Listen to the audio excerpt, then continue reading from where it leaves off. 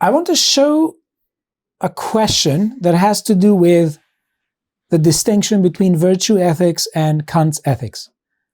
Personal viewpoint, I think he is exaggerating his difference from ancient virtue ethics.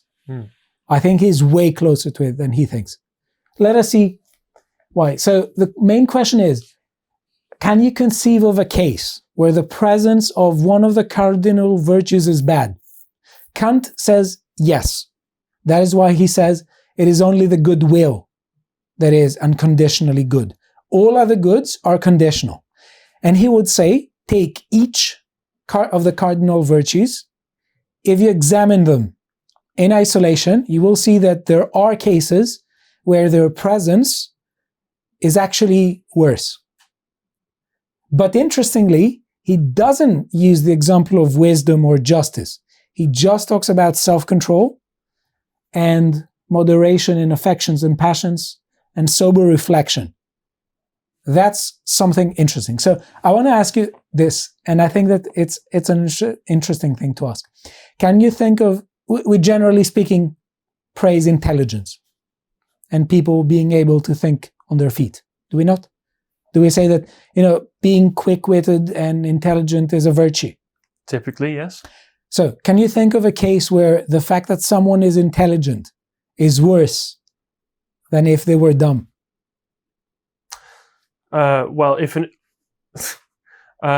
sure the man that came up with the idea of the torture method where you put a man in a metal bull and light a fire underneath it, that's a pretty intelligent way of torturing somebody, but it is one of the most awful ways that you could ever imagine. So I would imagine that would be an example where you would rather have somebody who doesn't have the imagination to be able to concoct awful methods of causing pain on other people. You wouldn't want him. Exactly. So he agrees with you 100%. And in fact, this is sort of the example he gives. I will quote it in a few seconds. But that's the idea, that if you can think of something that we usually call good as being bad in some circumstances, then that good is conditionally good.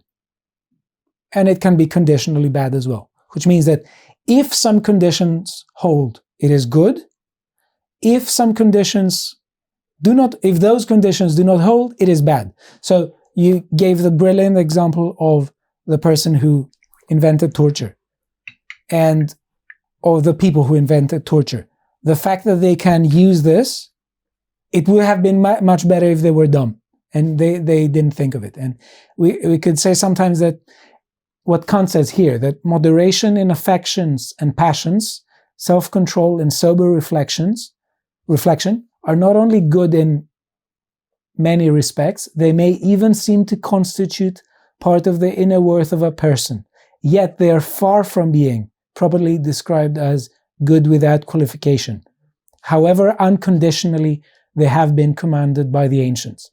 For without the principles of a good will, they may become exceedingly bad, and the very coolness of a scoundrel makes him not merely more dangerous, but also immediately more abominable in our eyes than we should have taken him to be without it.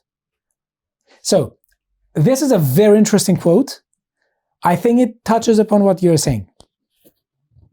Yeah, it certainly seems that you can take the good skills that you've been endowed and use them for bad reasons. Exactly. And I think that sometimes, for instance, if we're judges, okay, it's Harry and Stelios, we're judges, and we're trying to determine the level of moral culpability of the person we are interrogating, or the person who is being accused and is being interrogated and has committed a crime.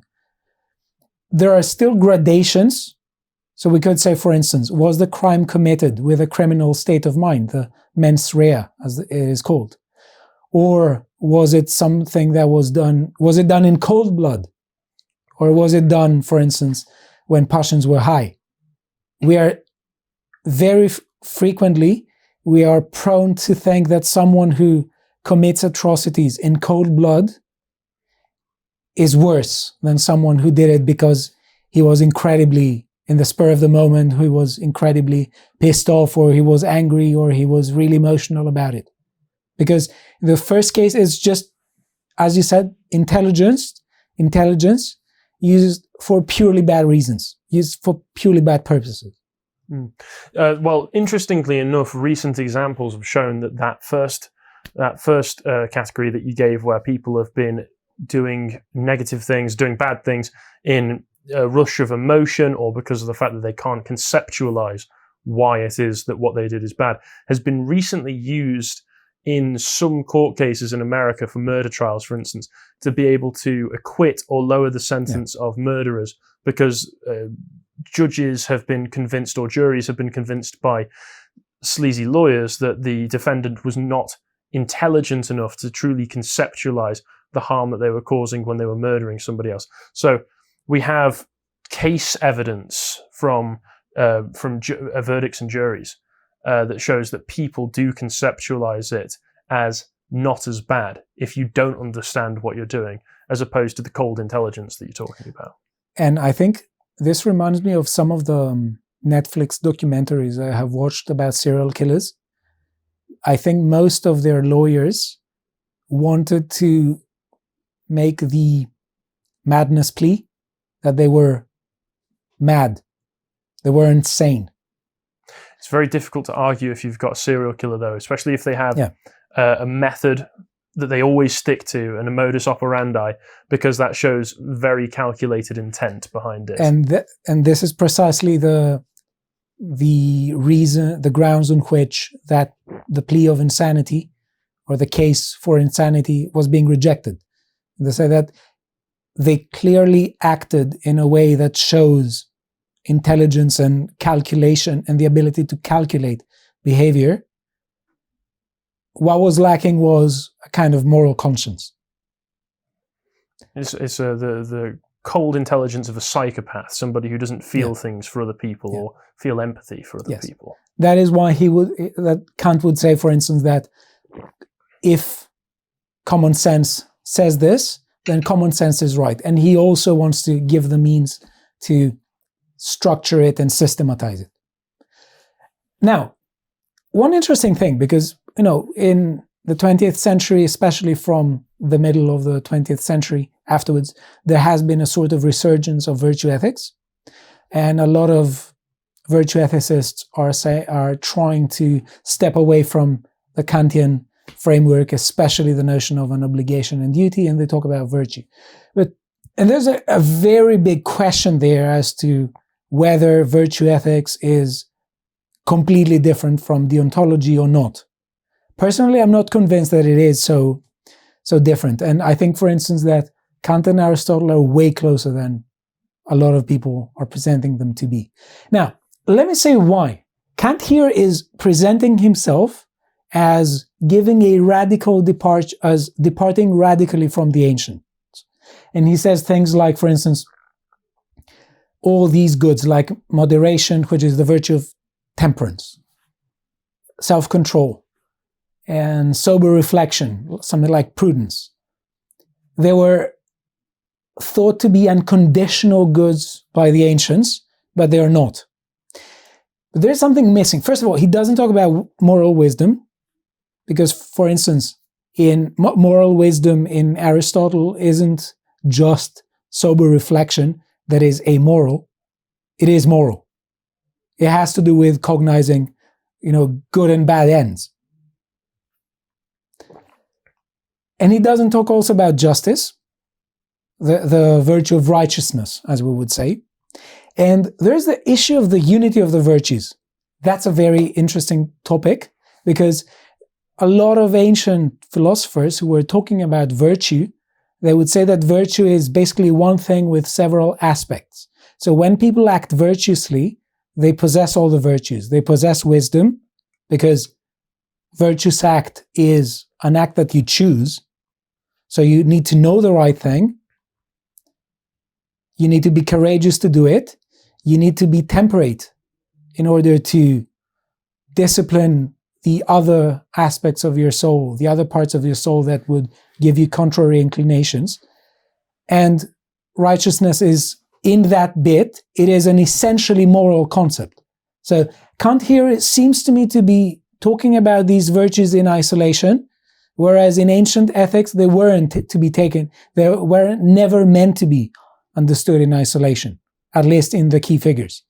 That is why I think he is exaggerating his difference from the ancients, and he is presenting the framework of virtue ethics as being, to an extent, amoral, whereas it is not, at least in the major figures. So what you're saying is all of these concepts were supposed to be taken together as a whole. He's separated a few out and said, well, if we take these out of context, they can be bad by themselves. Yes. But if we put them in conjunction with one another, they tend to produce goods. Exactly. So that does sound like he's in agreement with the ancients then. Exactly. So for instance, people like Plato and Aristotle would not say that the calculative behavior of a psychopath amounts to the virtue of self-control. They would say that actually it amounts to the exact opposite, that this person is so much governed by the non-rational elements of their soul that reason isn't even present. Wisdom isn't even present. So they would say that this isn't self-control. Self-control has to do with the dominance of reason over the other parts of the soul. They would say that in people who are operating in such a way, they are the exact opposite of a person who can control themselves. If we're on the serial killer example, you could say that they're using an aspect of rationality to be able to systematize and plan out their murders, but the urge to murder is coming from something primal within them, which is not a product of reason. Yeah. It's a product of their animalistic urges. Yeah. So to make clear, the criticism we put forward is not necessarily a criticism of Kant's ethics, but it's a criticism of Kant's presenting himself as being radically different from ancient philosophers on the topic, and also a criticism of people who think that virtue ethics and Kantian deontology are completely separate and they cannot be bridged. Do you think this is purely because some philosophers want to present themselves as a clean break from their priors and say that I'm some kind of new and novel philosopher? You want to present yourself as having a novelty so that you can attract people to your ideas. Do you think it might be a bit of self-promotion? I think there is always a part of this. Yeah, I think you're right. And unfortunately, there is a pressure of sounding new without necessarily that being right. Yeah. You know, there are people who say all sorts of fancy, weird things. Everybody's always in search of novelty, but so often they're just building off of their priors. So let's have some quotes from Kant. He says, a human action is morally good because it is done not because it is done from immediate inclination, still less because it is done from self-interest, but because it is done for the sake of duty. So he's focusing on the motive, but he doesn't think that the motive generates the right thing. The motive is generating moral worth. So remember, before we said the right thing for the right reasons. So he says we can do the right thing, but still be immoral or amoral. In order to have moral worth, to have moral character, and to be worthy of happiness, we need to do the right thing for the right reason. So our motive should not be fear or self-interest, but it should be doing our duty for duty's sake. It's not also doing the right thing in order to be seen as doing the right thing for prestige. It's doing the right thing for the right reason, even if no one congratulates you. Again, an action done from duty has its moral worth not from the results it attains or seeks to attain, but from a formal principle or maxim, the principle of doing one's duty, whatever that may be. Again, fancy way of saying one's will is not good in virtue of the results or the outcomes of the action, but it is to be good on its own sake. So, let us talk here about the formal principle of duty. He says, duty is the necessity of acting out of reverence for the law. Now, what the hell is he writing? You see how... You tell me. You see why people say, you should write more clearly. Mm-hmm. Okay. The necessity out of acting for reverence for the law. So I'm assuming he means law in the manner that he's defined previously. Yeah, so basically what he says is that the voice of duty is the voice that tells us that we should act out of reverence for the moral law, that we should act for duty's sake, not for any other motive. This is to show how, again, he uses several different concepts and descriptions to describe the same thing. That essentially, you need to do the right thing for the right reasons, and you need to do the right thing for the right reasons. You need to do the right thing because it is the right thing, full stop. Not because it is going to give you good results, not because it's going to give you fame, not because you're afraid of doing otherwise. You should do it because it is the right thing, full stop. Well, once again, if by law he means moral law, yeah, my big gap here is how he's come to these particular tenets making up the moral law.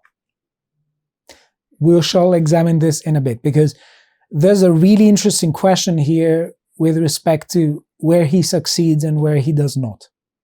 Because essentially, he is trying to make sense out of common sense morality. And he does think that to a significant extent, common sense morality is correct, but it is confused in itself and it cannot give us proper guidance. That is why he's trying to systematize it. And in trying to systematize it, he's trying to give an account of morality. He tries to tell us what morality is all about, and he tries to give us a story, if you would like, of what is that voice of duty. That is, that I think someone said that it is something beyond time and space, that it calls us to action for... Yeah. Once again, that very transcendental concept. It's a disembodied entity which we all draw from and speaks to us. Yes, but the question is whether he is wrong there. Because if he is not right, how can we generate morality? To watch the full video, please become a premium member at lotuseaters.com.